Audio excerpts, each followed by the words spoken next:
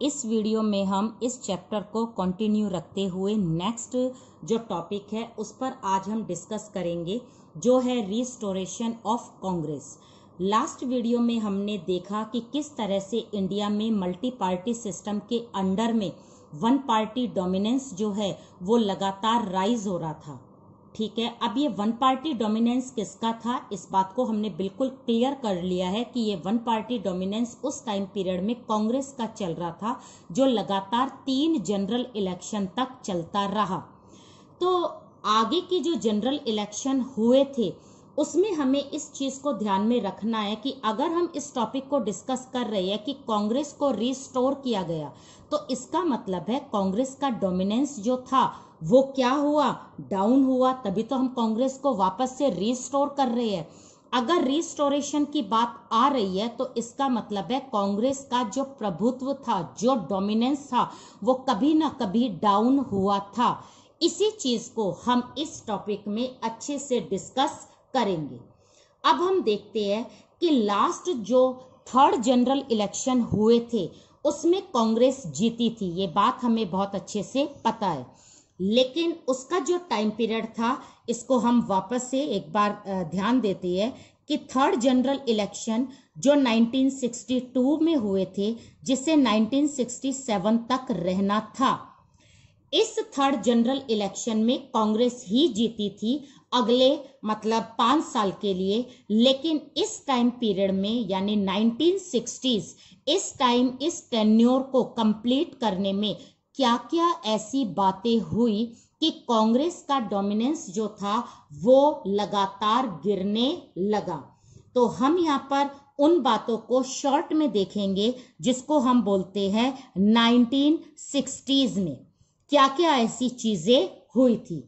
तो सबसे पहले हमने उस समय नेहरू और शास्त्री जैसे लीडर को मिस कर दिया था। नेहरू जो 1964 में जिनकी नेचुरल डेथ हुई थी, शास्त्री जिनकी 1966 में नेचुरल डेथ हुई थी। तो इस टाइम पीरियड में ये दोनों लीडर जो थे वो हमारी इंडिया से बहुत दूर चले गए थे, इस दुनिया से दूर चले गए थे और हम सबको एक बहुत बड़ा लॉस हुआ था। इसी समय नेक्स्ट जो क्वेश्चन हमारे क्रिटिसाइजर ने किया था वो किसको लेकर किया था, एक तो डेमोक्रेसी को लेकर और दूसरा सक्सेसर को लेकर। उनको लग रहा था कि जितने सक्सेसर के रूप में नेहरू पॉपुलर थे, इतने स्ट्रांग लीडर थे, इनकी डेथ होने के बाद क्या इंडिया को कोई और सक्सेसर ऐसा मिलेगा, कोई और ऐसा उत्तराधिकारी मिलेगा जो इंडिया को इस तरह से संभाल पाए। शास्त्री जैसा जो सिंपल मैन था, इतने क्लियर जिनके ऑब्जेक्टिव थे, क्या ऐसा सक्सेसर इंडिया वापस गेन कर पाएगी। दूसरा क्वेश्चन डेमोक्रेसी को लेकर था। उस समय डेमोक्रेसी जो नेहरू ने अपने इंडिया में अडॉप्ट करवाई थी और अपने कॉन्स्टिट्यूशन और फॉरेन पॉलिसी में डेमोक्रेसी जैसे प्रिंसिपल को जगह दी थी, तो क्या ये डेमोक्रेसी अब बच पाएगी, ऐसा क्रिटिसाइजर बोल रहे थे। वर्ल्ड के कंट्रीज की नजर इंडिया में थी कि इंडिया में 2 लगातार ऐसे लीडर जा चुके हैं, जनता वहां की इनको खो चुकी है, तो क्या ऐसे सक्सेसर या डेमोक्रेसी वहां पर सरवाइव कर पाएगी। उसी समय इसी डिकेड में 2 वॉर हुए थे। पहला वॉर तो हुआ था चाइना के साथ 1962 में और दूसरा जो वॉर हुआ था वो हुआ था पाकिस्तान के साथ 1965 में। तो इन 2 वॉर को भी इसी टाइम पीरियड में यानी 1960s के दशक में, डिकेड में अपनी इंडिया ने झेला था। तो 1962 में जब वॉर हुआ तो आपको पता है कि इकोनॉमी बिल्कुल डाउन हो गई थी। उससे हम जैसे जैसे करके राइज कर रहे थे कि 65 में पाकिस्तान के साथ हो गया, तो रही सही कसर इससे क्या हो गई, पूरी हो गई। इसके बाद बहुत प्रॉब्लम्स जो इंडिया में लगातार चल रही थी, लाइक जैसे फूड को लेकर फूड क्राइसिस हो रही थी। उस समय बहुत बड़ा एक तरह का फमाइन पड़ा था और वो बंगाल में पड़ा था, जिसमें कि एग्रीकल्चर का प्रोडक्शन बहुत कम हुआ था क्योंकि मानसून क्या हो गया था, फेल हो गया था। और उसके साथ ही पॉवर्टी, वायलेशन, जो एक तरह सा जिसे बोलते हैं ना कि हम लड़ाई झगड़े, वायलेंस, इनइक्वालिटी, ये इतनी छोटी छोटी प्रॉब्लम जो थी, जो बहुत बढ़ चढ़कर इस डिकेड में बाहर आने लगी, रोड पर आने लगी। तो ये सारी चीजें कब हो रही थी? 1960s में, यानी 61 से लेकर 70 के बीच में, इस दशक के बीच में ये सारी प्रॉब्लम्स जनरेट होने लगी। वैसे तो थर्ड जनरल इलेक्शन में कांग्रेस ही जीती थी, 62 तक का पीरियड कांग्रेस सिस्टम था, लेकिन थर्ड जनरल इलेक्शन के समय कांग्रेस का जो डोमिनेंस था वो थोड़ा सा कम होने लगा, क्योंकि ये सारे लॉस उस समय होने लगे थे। ठीक है, अब हम यहां पर बात करेंगे कि शास्त्री जो थे वो 1966 में उनकी क्या हो गई थी? डेथ हो गई थी। तो अब कितने साल बचे थे इस टेन्योर को कंप्लीट होने के लिए? वो थे 1 ईयर। इस 1 ईयर में कौन पीएम बनेगा, इसके लिए कांग्रेस में बड़ा ही एक डिलेमा था, क्योंकि इस पोस्ट के लिए 2 जो थे वो कैंडिडेट थे। एक तो थे देसाई और एक जो दूसरी थी वो थी मिसेस गांधी, यानी इंदिरा गांधी। अब यहां पर इन दोनों के बीच में एक बहुत बड़ा कंपटीशन था कि 1 साल का टेन्योर जो है वो कौन सा पीएम बनकर कंप्लीट करेगा।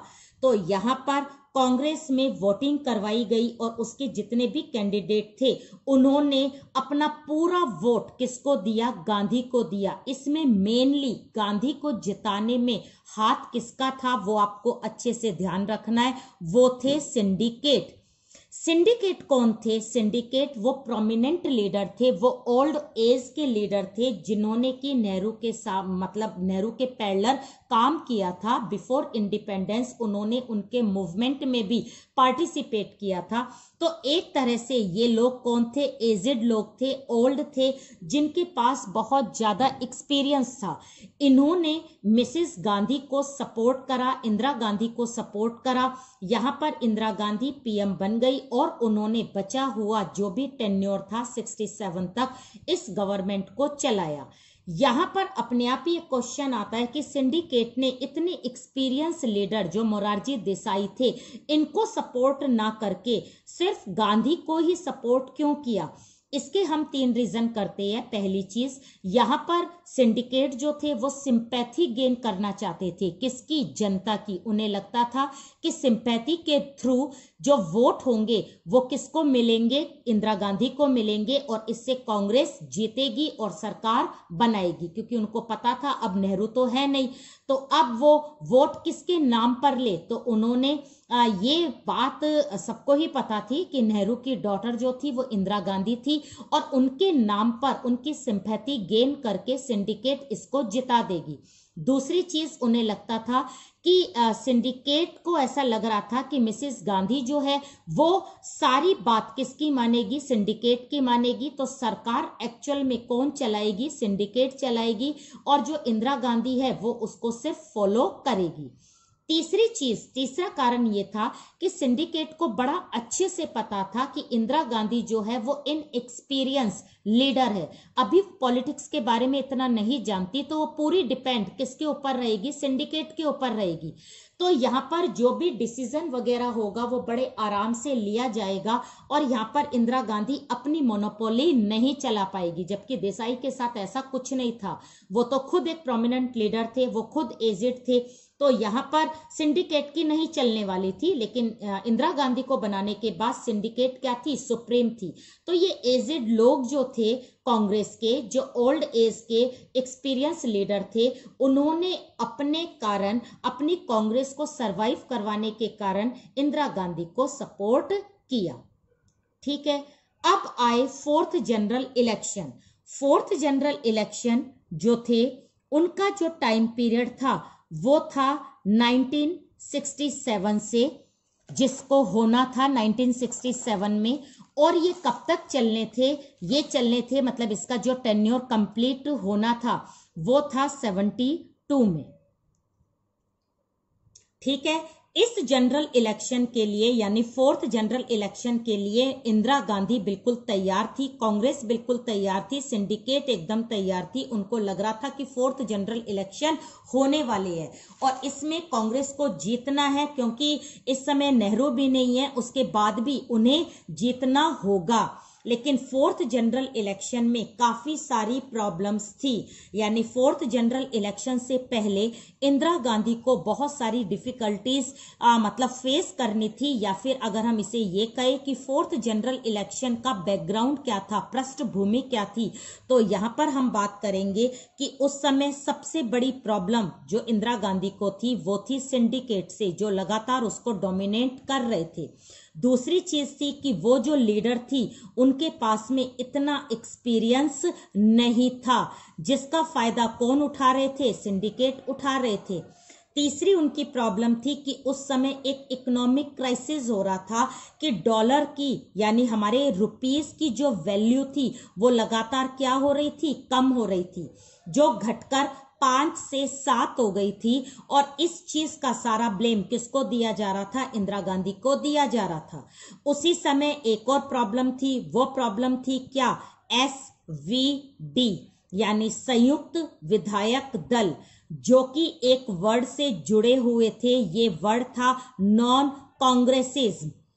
तो यहां पर जो नॉन कांग्रेसिज्म ये जो वर्ड था ये किसने दिया था, ये दिया था लोहिया ने। लोहिया कौन थे, राम मनोहर लोहिया, जो एक सोशलिस्ट लीडर थे, जो ये कहते थे नेहरू के बाद ये पहला इलेक्शन है जिसमें कांग्रेस के पास अपना कोई अच्छा एक्सपीरियंस लीडर नहीं है, इसका फायदा हमें उठाना है और हम सबको एक हो जाना है। और जितनी भी अपोजिशन पार्टी एक हो जाएगी वो कौन से वर्ड के अंडर में होगी, वो होगा नॉन कांग्रेसिज्म। इस वर्ड के अंडर में हमें एक कोalition बनाना है, एक गठबंधन बनाना है जिसका नाम होगा संयुक्त विधायक दल।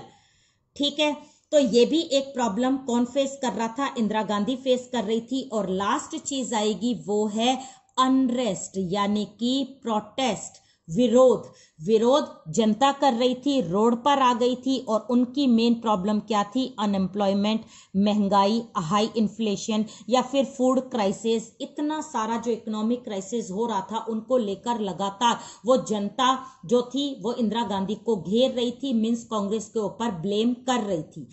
ऐसी सिचुएशन थी जब हमारे यहाँ पर फोर्थ जनरल इलेक्शन अनाउंस हुए थे कि 67 में फोर्थ जनरल इलेक्शन होंगे। उस समय ये सारी प्रॉब्लम इंदिरा गांधी फेस कर रही थी और ये सारी प्रॉब्लम उस समय फोर्थ जनरल इलेक्शन के समय इंडिया में थी। ऐसी सिचुएशन के बाद रिजल्ट क्या आए होंगे, अगर हम रिजल्ट की बात करें तो यहां पर रिजल्ट जैसे कि हमें लग रहा था कि इसके जो कॉन्सिक्वेंसेस होंगे, किसके कॉन्सिक्वेंसेस होंगे, जो हमारे फोर्थ जनरल इलेक्शन है इसके कॉन्सिक्वेंसेस बहुत ज्यादा अच्छे होने वाले नहीं थे और ऐसा ही हुआ। सबसे पहले जो रिजल्ट आया उसको हमारे क्रिटिसाइजर ने क्या नाम दिया, उनको नाम दिया अर्थक्वेक का, कि पॉलिटिक्स में, राजनीति में एक अर्थक्वेक आ गया, भूकंप आ गया। भूकंप क्यों आया, क्योंकि कांग्रेस जीत तो गई है लेकिन इतनी पॉपुलैरिटी से नहीं जीती जितनी कि वो 3 जनरल इलेक्शन में जीती थी। दूसरी चीज, दूसरा जो रिजल्ट था, इतने सारे जो मिनिस्टर्स थे जो इंदिरा गांधी की कैबिनेट में थे वो सारे के सारे क्या हो गए थे, हार गए थे। उनका हारना आज तक नहीं हुआ था। तीनों जनरल इलेक्शन में वो लगातार जीत रहे थे लेकिन इस जनरल इलेक्शन में वो सारे के सारे क्या हो गए थे, हार गए थे।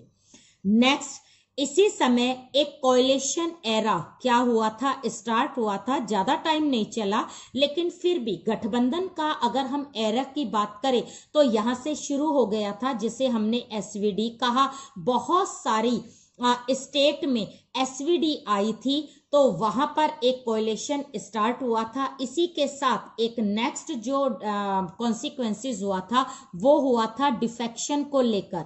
डिफेक्शन का मतलब होता है दल बदल। दल बदल को हमने मेनली 1967 यानी फोर्थ जनरल इलेक्शन में ही देखा कि किस तरह से लोगों ने, मतलब जो MP और MLA थे, किस तरह से उन्होंने अपने दलों को, पॉलिटिकल पार्टी को चेंज किया और दूसरी पॉलिटिकल पार्टी में गए। लगातार सरकारें गिर रही थी, बन रही थी, कभी किसी की सरकार आ रही थी, कभी किसी की सरकार आ रही थी।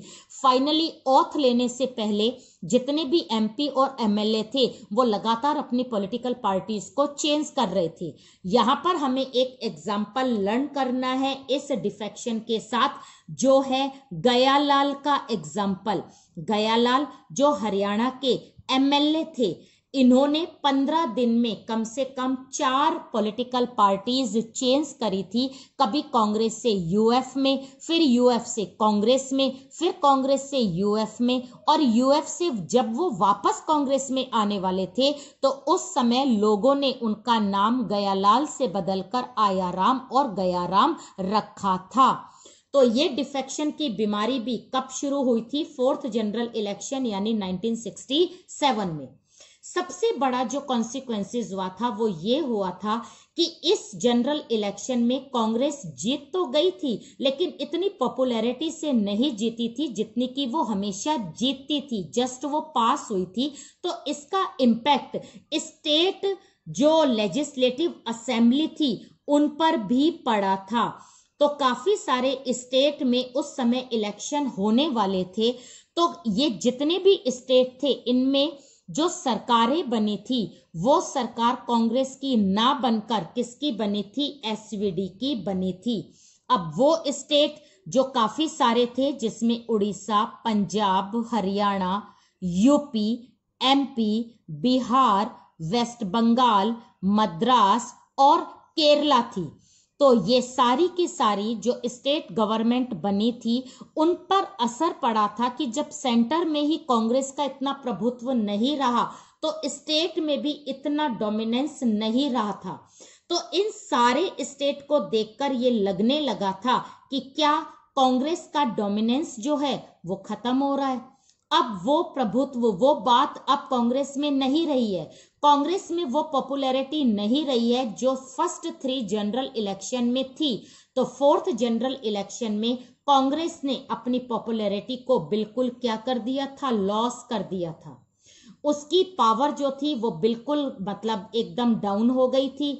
यहाँ पर यानी सेंटर में उन्होंने अपनी सरकार बना जरूर ली थी, लेकिन वो एक पॉपुलैरिटी, अपना एक स्टेटस वो गेन नहीं कर पाई थी। इसी का असर था कि 9 स्टेट में लगातार कांग्रेस ना जीतकर कौन सी पार्टी जीती थी? एसवीडी यानी कोalition आया था, जिसमें अगर हम स्पेशली एक स्टेट की बात करें तो वो था मद्रास। मद्रास में तो ना कांग्रेस आई ना एसवीडी आई, वहां पर सिंपल एक पॉलिटिकल पार्टी आई जिसको डीएमके, द्रविड़ मुनेत्र कड़गम, ये जो थी पॉलिटिकल पार्टी ये पूरी मेजोरिटी में जीतकर मद्रास में आई थी। तो इसका मतलब ये है कि अब इंडिया के स्टेट में जो एक डोमिनेंस कांग्रेस का था, जहां पर हमने देखा था लास्ट वीडियो में कि कांग्रेस ने सिंपल एक स्टेट जो केरला थी वहां पर जब कम्युनिस्ट पार्टी आई थी उसको भी टॉलरेट नहीं किया। तो नो स्टेट में जब लगातार कांग्रेस को ना जनता ने मतलब जनता ने पसंद ना करके एसवीडी को पसंद किया और कांग्रेस कुछ भी नहीं कर पाई, तो इसका मतलब है कांग्रेस का डोमिनेशन जो था, उनका जो प्रभुत्व था, डोमिनेंस था, उसका जो एक पॉपुलैरिटी थी वो बिल्कुल डाउन हो गई थी। तो कांग्रेस की पावर एकदम डिग्रेड हो गई थी, कम हो गई थी। अब कांग्रेस को वापस रीस्टोर करने की जरूरत थी। उसने रीस्टोर कैसे किया, किस तरीके से किया, क्योंकि 4th जनरल इलेक्शन में तो कांग्रेस बिल्कुल डूब रही थी। अब क्या हुआ इसको हम नेक्स्ट वीडियो में अच्छे से डिस्कस करेंगे। तो इस वीडियो में आपने 4th जनरल इलेक्शन को अच्छे से देखा। इसमें मेन चीज एक तो आपको डिफेक्शन देखनी है जो कि इसी जनरल इलेक्शन में इंट्रोड्यूस हुई थी, एक आपको एसवीडी देखना है जो इसी जनरल इलेक्शन में इंट्रोड्यूस हुई है, और एक आपको ये लॉस देखना है कि 4th जनरल इलेक्शन में कांग्रेस जो थी उसने अपनी पावर को क्या कर दिया था? लॉस कर दिया था। तो ये 3 चीज आप अच्छे से ध्यान रखोगे अपने 4th जनरल इलेक्शन में कि कांग्रेस अब डूबने वाली थी। तो क्या ये डूब गई थी? तो ये चीज तो हम बाद में डिस्कस करेंगे। इस वाले टॉपिक को आप सिर्फ 4th जनरल इलेक्शन को अच्छे से अपने माइंड में फीड करो।